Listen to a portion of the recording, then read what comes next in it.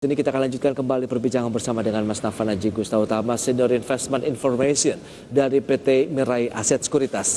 Baik Mas Nafan, tadi sudah kita bahas mungkin beberapa saham rekomendasi yang ternyata di dalamnya pun ada ya emiten-emiten berbasis CPO. Tadi sudah disampaikan yang pertama ada ALI, Astra Agro Lestari, begitu dengan peluang kita langsung saja riding dengan opening market yang hari ini kita sampaikan juga indeks harga saham gabungan berada di zona positif ya. Selanjutnya untuk ALI tadi kan sudah disampaikan 12 ribuan dan 11 ribu duluan begitu. Kalau kita lihat ini short term trading atau bisa medium to long?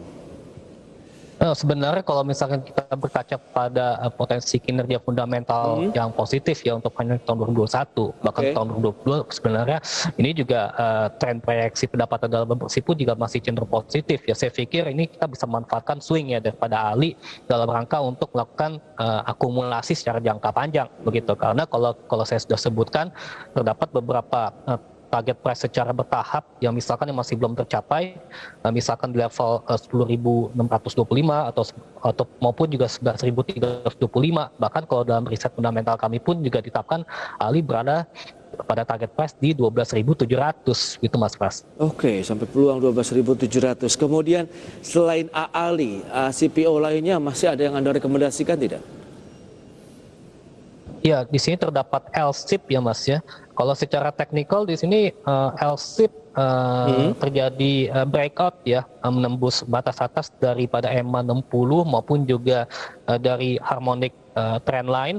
Kemudian juga di sisi lain juga pergerakan candlestick sebelumnya itu membentuk formasi long white bar Boswell candle ya. Kalau secara teoritis ini masih terdapat potensi stimulus beli pada pergerakan harga saham LSIP tersebut gitu. Apalagi juga untuk indikator lainnya seperti stokastik maupun juga RSI di sini menunjukkan sinyal positif begitu ya. Untuk target price ALI di LSIP ya maksud saya itu berada di level 1310,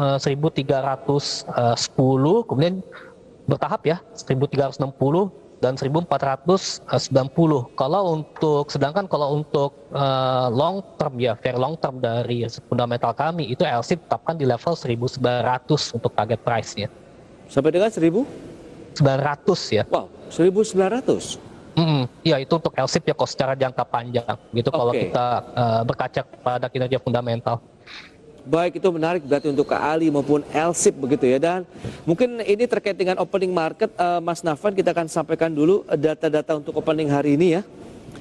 Baik, seperti yang bisa Anda saksikan di layar televisi Anda, pemirsa, untuk pergerakan indeks harga saham gabungan naik sekitar 0,5% di level 6.664,39. Sementara Jakarta Islamic Index juga mengalami penguatan 0,22%, LQ45 juga naik 0,53%.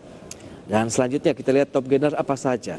Ada beberapa sektor perbankan, big caps-nya ada BBCA, BBRI, kemudian Antam hari ini masuk top gainer disusul oleh Arto. Jadi untuk saham-saham yang masuk dalam deretan top gainer. Lanjut kita ke top loser. Apa saja? Ada Telkom, SMMT, United Tractor, kemudian MLPL. Itu dia saham-saham yang masuk dalam deretan top losers. Baik, Mas Nafan, kita akan lanjutkan kembali perbincangan terkait dengan saham-saham yang Anda rekomendasikan. Tadi sudah diantaranya 2 emiten berbasis CPO yang Anda jagokan. Lantas bagaimana dengan saham-saham lainnya? Oke, di sini berikutnya saya merekomendasikan terdapat BRIS maupun INCO ya. Untuk BRIS misalnya di sini pergerakan harga sahamnya sudah terlihat konsisten ya. Bertahan di atas support Fibonacci retracement pada 161,8%, yakni di kisaran harga 1470 selama masih konsisten berada di atas harga tersebut. Seyogianya di sini untuk BRIS semestinya masih bisa berpeluang terjadi ini ya fase akumulasi dalam rangka untuk bentuk pola uptrend ke depannya begitu, karena kalau kita lihat dari indikator RSI saja sudah sangat jual begitu. Baik, ini kan posisi sudah bottoming ya dalam beberapa pekan terakhir begitu. Apakah memang ini lebih kepada peluang untuk technical rebound dari BRIS sendiri, Mas Nafan? Ya, kalau menurut saya bisa peluang daripada technical rebound begitu kalau kita lihat daripada RSI sudah menunjukkan extremely oversold begitu.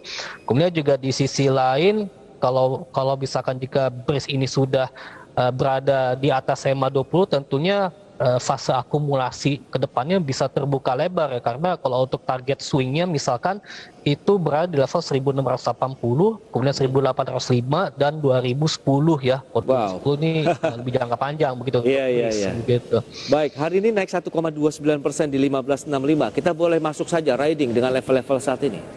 Ya kalau menurut saya akumulasi juga bisa ya kalau misalnya kita berkaca pada medium to long term begitu untuk BRIS. Karena ini sebenarnya harganya sudah atraktif ya begitu ya, sudah cukup murah begitu dan cukup menarik begitu untuk dicermati dalam rangka akumulasi.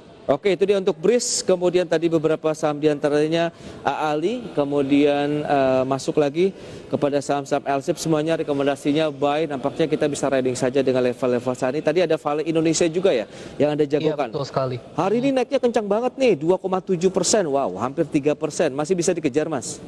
Ya, di sini kalau secara teknikal semestinya Inco juga berpotensi swing ya, karena kalau saya menarik suatu garis ini ketika ditutup pada sebelum Imlek, posisi Inco ini berada di batas bawah daripada up channel begitu ya, sehingga secara harga pun juga menarik dan juga diiringi dengan katalis positif dengan menguatnya harga nikel pun juga harga tin secara global misalkan begitu, sehingga hal tersebut terjadi penguatan daripada Inco itu sendiri. Memang kita akui bahwasannya level resistance level 4.825 itu memang sudah tersentuh ya, tapi kalau misalnya kita bisa manfaatkan swing untuk medium to long term, ini berada di level 5.175 dan 5.750. Karena kalau kita ketahui bahwasannya untuk potensi daripada IBC ya di tanah air ya dalam menciptakan iklim investasi baterai lithium ya di tanah air pun juga masih menjanjikan. Gitu ya. Karena kita tahu juga sumber daya alam kita masuk yang logam tanah jara pun juga masih bisa kita kelola. Kemudian juga kalau menurut saya kalau misalkan jika proyek hilirisasi ya itu berjalan lancar, tentunya juga ini akan memberikan katalis positif pada emiten Inco tersebut ya dalam hal untuk peningkatan kinerja pendapatan maupun laba bersih ke depan. Baik, itu dia Inco ya, didukung juga oleh pergerakan harga komoditas di pasar internasional yang juga sedang mengalami penguatan. Peluang-peluangnya seperti yang Mas Aji atau Mas Nafan Aji sampaikan tadi sebenarnya menjanjikan untuk jangka menengah panjang ya, karena itu justru masih ada ruang-ruang lagi cuan yang bisa diraih oleh para investor tentunya dalam menyikapi beberapa saham yang Anda rekomendasikan. Baik, bagaimana kalau kita lihat dari sisi strategi investasi yang perlu diterapkan juga nih oleh para investor? Apakah lebih menyasar kepada pergerakan harga saham-saham berbasis komoditas saja, kemudian perbankan yang hari ini juga banyak diburu para investor, atau Anda melihat ada sektor lain yang masih cukup seksi sebenarnya?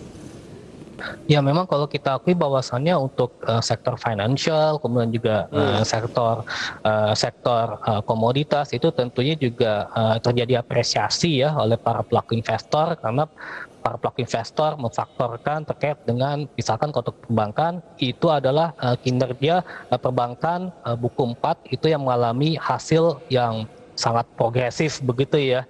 Kalau secara final year 2021 begitu, sehingga hal tersebut juga tercermin daripada kenaikan harga saham tersebut. Dan sementara kalau di sisi lain untuk komoditas memang saya pikir terkait dengan katalis positif daripada recovery perekonomian global, sehingga tentunya hal ini juga memicu adanya kenaikan demand begitu ya secara global pada sektor komoditas tersebut, sehingga hal tersebut juga turut terkait daripada emiten-emiten tersebut. Tapi juga ada pula juga untuk sektor lain ya dengan rating overweight ya, misalkan terdapat construction, kemudian juga terdapat semen, kemudian juga terdapat tadi perkebunan udah ya, kesehatan begitu, bahkan retail. Kalau menurut saya memang ini juga layak dicermati, karena saya pikir bahwasannya recovery perekonomian domestik pun juga ini tentunya akan memberikan katalis positif pada sektor-sektor yang saya sebutkan tadi begitu Mas. Masih banyak ternyata sektor-sektor pilihan lain ya bagi para investor maupun traders ya dalam menyikapi perdagangan di sepanjang hari ini dan beberapa waktu ke depan.